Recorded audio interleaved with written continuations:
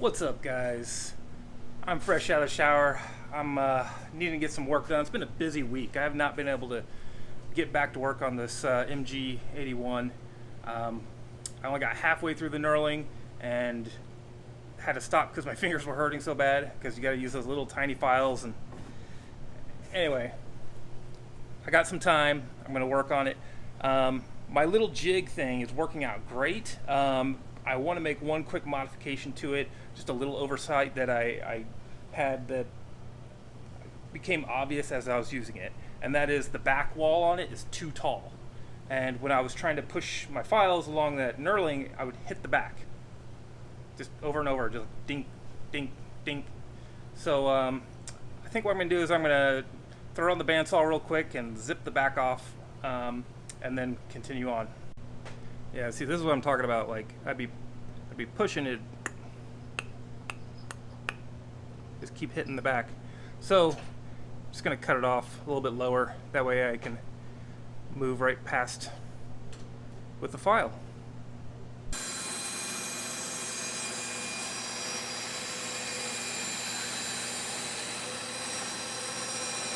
All right, I got that cut. It's not really even or straight, you know, whatever. I don't really care. It's just needs to be short enough that when I put a file on the top, I can go right past. So, mission accomplished. I was doing this last time. It was better when I angled it, that I could see it better.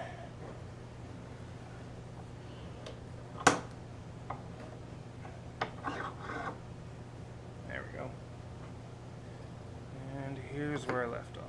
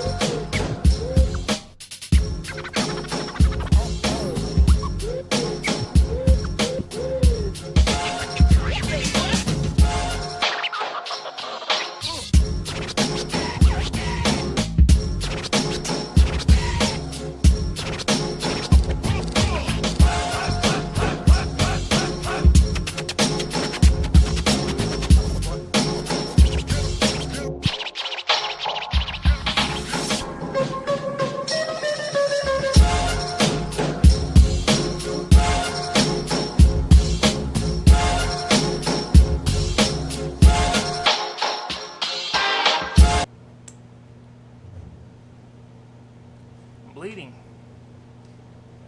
Just kind of from filing, I kind of shaved my thumb on this edge. It's not really sharp, but I think just the repeated movement broke it open. But I don't really have that much left. I've got from there to there, so less than 25% left. I was at 50% when I started, so yeah, I'm just gonna finish it all right now. I got the time, so yeah, let's do this.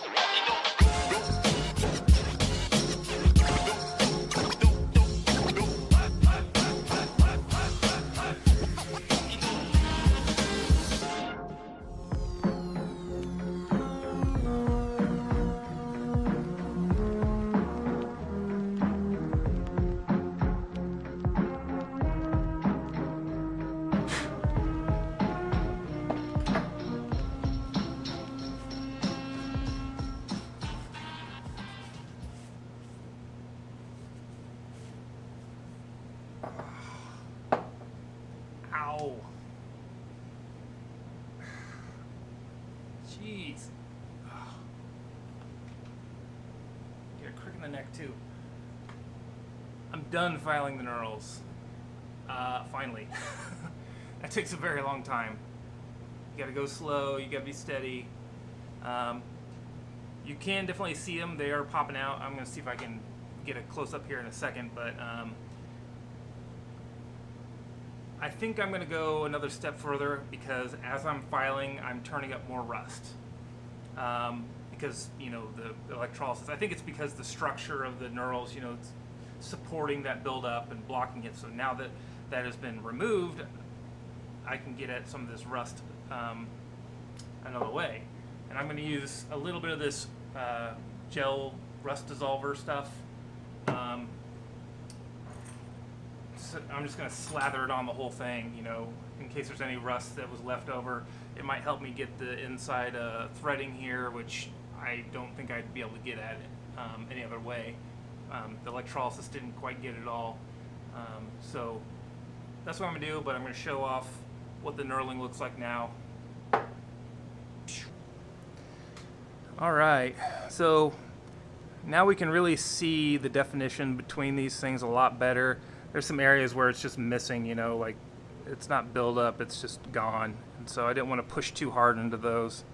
But way more definition now than what we had before. So I'm pretty happy with how that's turned out.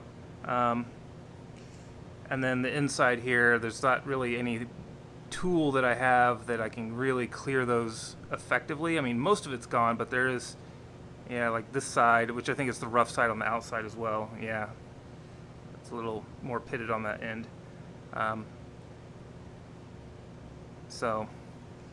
But for the most part, we're pretty clear of rust, at least compared to what it was. So now I'm gonna grab this stuff and slather it up.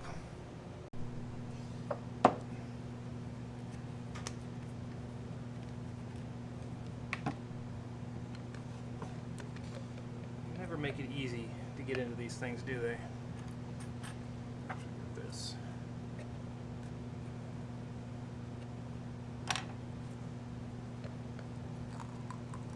Ooh. Pretty pink, isn't it? Look at that. Whew.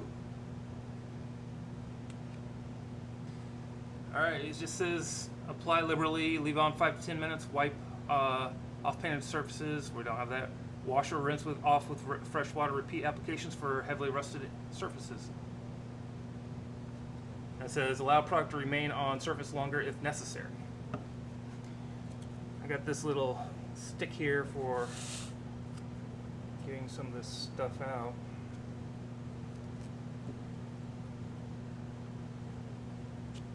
I don't have a brush that I want to stick in there right now.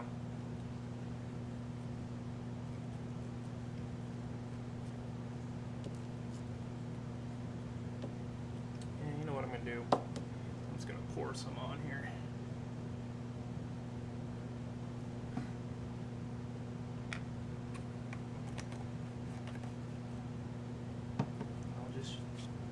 My gloved hand.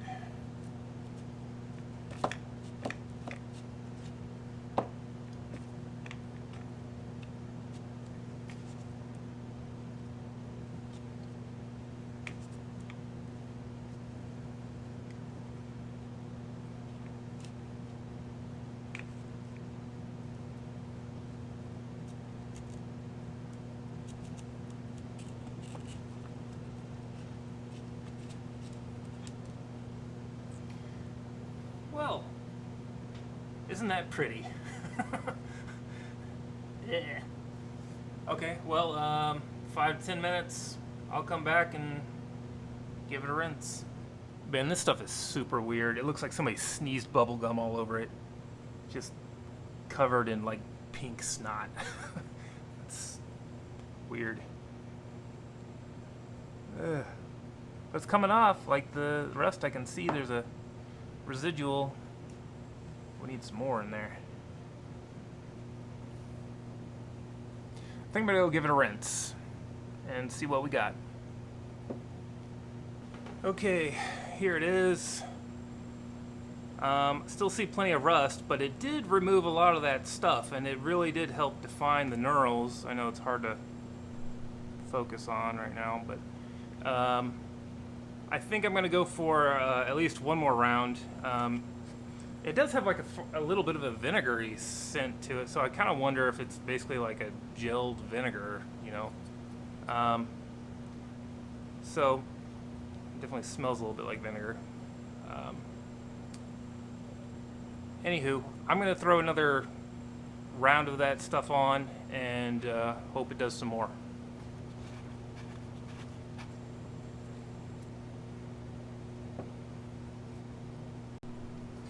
Did you guys ever see Ghostbusters 2?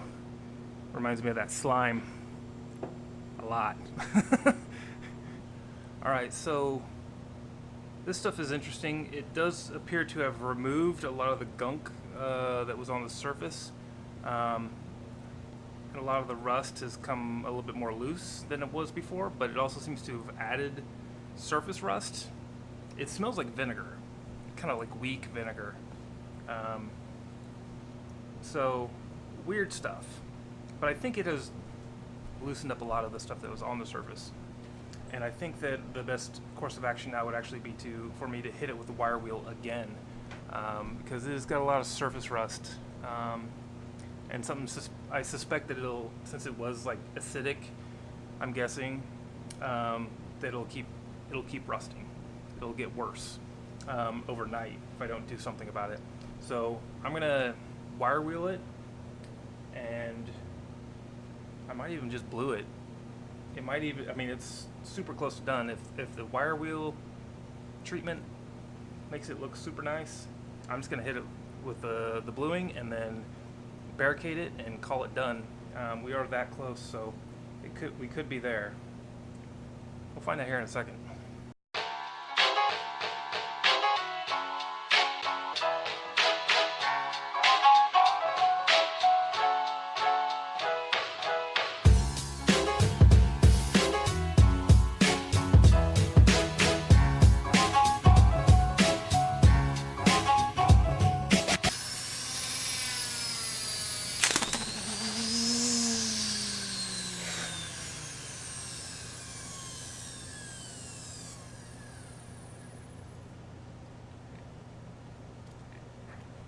Well, that was fun.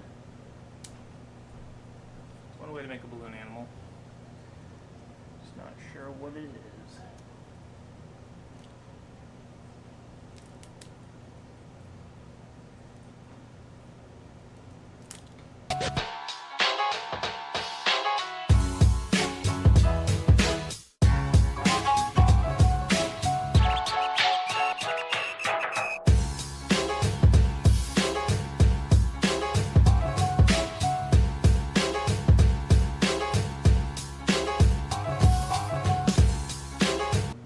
Alright, I think for the first time we're seeing the bare metal really, I mean, there's still like a fair amount of buildup in here in some spots, but I don't know that I'm going to be able to get it. I'm not sure that I want to leave this unprotected overnight. Like, I think I need to just go for the bluing now, because I'm not sure that I can get this stuff anymore, because the angle of the file isn't going to get any deeper, if that makes sense. And then the stuff in the recesses of the pitting here isn't going to come up, you know, anymore. So I think I got to call it. I think I'm just going to hit it with bluing, polish it, and barricade it, and then it's done. You know, I don't think it's going to get much better than that. I mean, it's the brightest silver that it's been yet. It's always been kind of dark, and this is way lighter color than I've seen it at any other point. So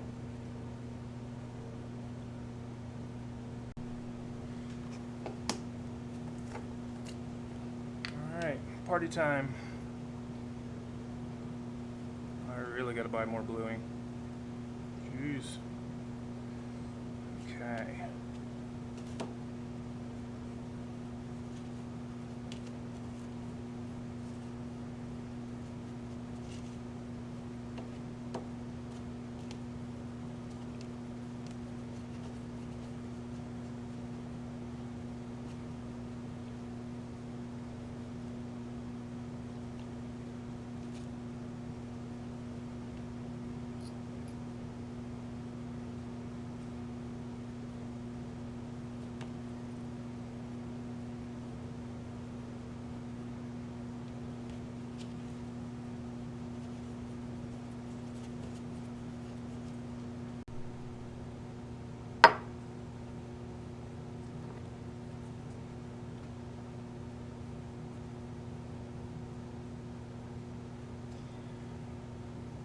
give it a little rub down with some steel wool.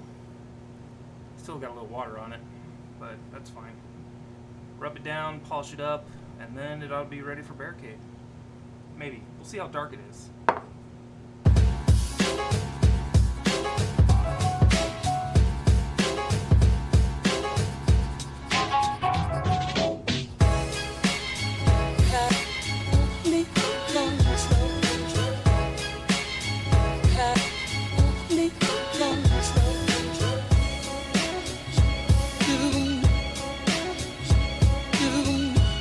Without acting alone, cat me control, cat me control.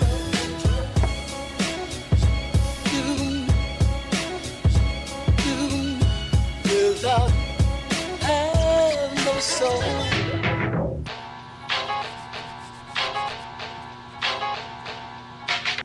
Should I do a second one?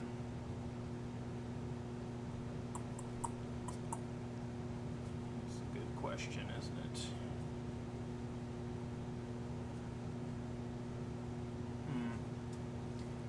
Maybe I should compare it to mine, because I know Nick liked the look of my Todd's Costume flash hider. See what the coloration compares, and the barricade will darken it up, so there's that too. Okay, got my flash hider here. It'd be a lot easier if I just took it off. Hey. Put that out of the way. Actually, the color's not that far off. I mean, it is a little bit lighter, but like I said, the barricade's going to make it look a little bit darker. Just a tiny bit. So, I think one is enough.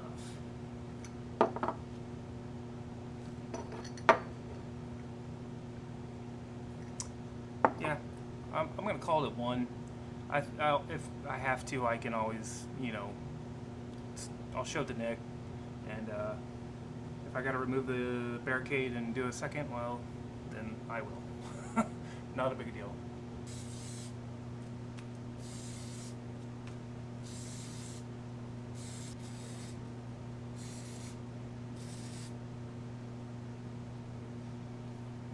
See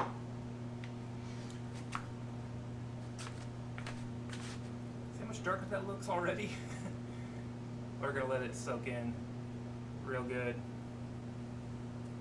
Basically, metal's almost like a sponge, you know, it will soak up. Different types of surfaces will adhere more oil than others. Like if we did a parkerized surface, that would really soak up a lot versus gluing or something. But okay, that's probably done. We're gonna see what it looks like in the morning and show it to Nick. All right, it is the next day. Actually came down in the morning and hosed down the flash hider again, because when I came down before, it was basically completely dry. It had soaked up all of that barricade I put on it. So let me take a look here, see what we got.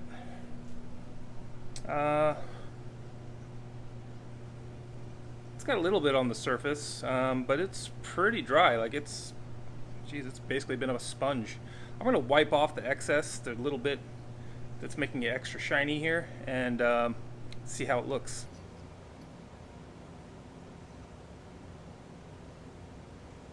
Looks like a pretty close match in color. I mean, it's just pitted so the surface looks different. It's not smooth. But yeah, I think it's done. I'm going to show it to Nick and see if he likes it, and if he does, then I'm done. If not, then I'll probably be re-bluing it or something. So. Alright, so that's it for the restoration of the MG-81. I think it turned out pretty awesome. There's an amazing amount of stuff stuck to this thing. Like, I was genuinely surprised, because it's not a very thick piece of metal, and the amount of stuff that came off during electrolysis and filing and then the rust gel. Yeah, I'm just genuinely impressed how much this thing was holding. Whatever that stuff was on the surface, it was very hard. It was black and it was hard, and there was rust underneath it, and it did not want to come off. and that's why I had to do so many rounds of electrolysis on it and use that rust gel and file it. So anyway, that was interesting. I've never gotten to see one of these, like the real thing, in person. I don't think many of us have. I think there's only a handful of these things floating around in the hobby, so pretty rare, you know, little piece there. Super jealous, Nick. That's pretty awesome. It's quite a score. Anyway, that's it.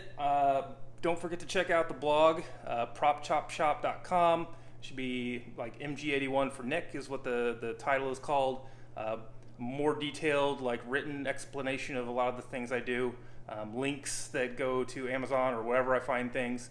If you click those links, that does help me out. I mean, I literally make a few cents if you buy something from one of those links. It's not a big deal. I couldn't even buy a cup of coffee most of the time. So anyway, but it does help a little bit. Helps me pay for the website. It helps me pay for upgrading my video equipment and stuff like that. So anyway, till the next project.